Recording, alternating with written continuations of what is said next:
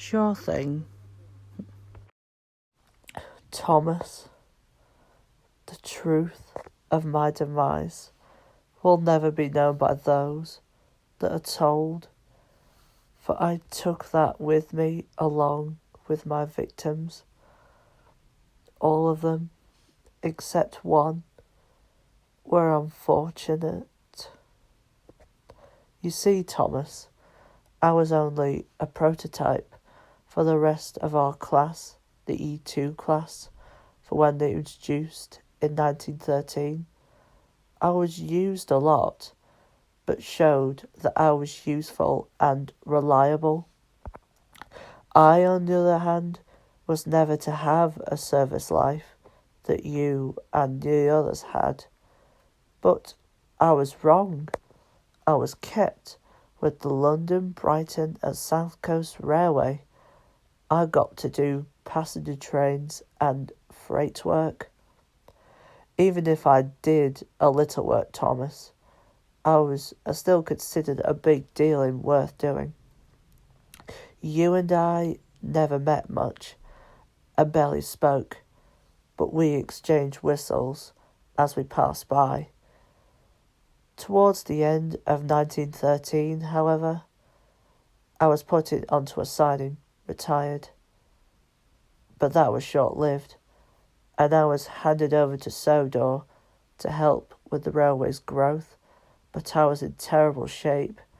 I'd been used so long, my parts were worn, and at the time, it was difficult to repair. But the worst of all was I was treated by the old controller. And around 1914, before the outbreak of World War One, I was treated badly by the people who do not know how to drive us engines properly. And that was because the controller was assigning them to do that, to act like professional crew members.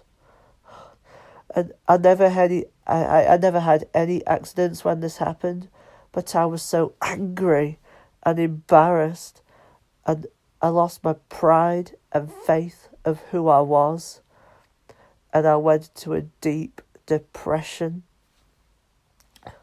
Around early 1914, I was scolded and looked down by the old controller. The fact was that he never understood how to run a railway, and all he's into was in money and greed. He told me that after I was taken by a midnight passenger train, I was going to be withdrawn and later sold for scrap, mainly due to my parts being so old and overused a lot, and not getting any repairs done correctly. At this point, I was so upset and enraged, and my pain was out of control. I started to plot my revenge against the controller. I didn't know until I left that he was on board the coaches that night. Deep down, I knew what I was going to do, even though it would cost me a heavy price. As I neared the station on my journey, my driver applied the brakes, but they failed, and I sped up, going faster and faster. I refused to listen to my driver's pleas to stop, and after I got turned onto the wrong track and saw that I was heading towards a cliff, I gave in to my hatred and pain and shouted out my last words, cursing and falling to my death, taking every soul with me, including the controller who made my life a living hell. But there is none. It's already too late for me. Forgive me. I said it before, but there is none left in me. There is no peace or freedom to help me move on, Edward.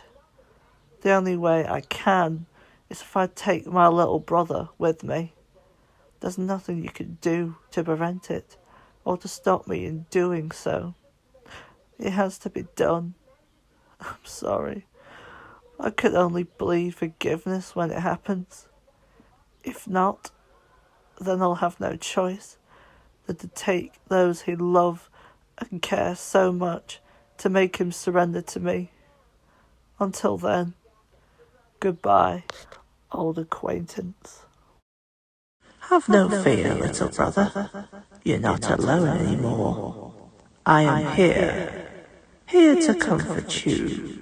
Your friends were lost too, and they sadly end up dying despite our try to save them. They're in a better place now, Thomas, and so will you. Look over there, brother. Indeed it is, Thomas. Your end is about to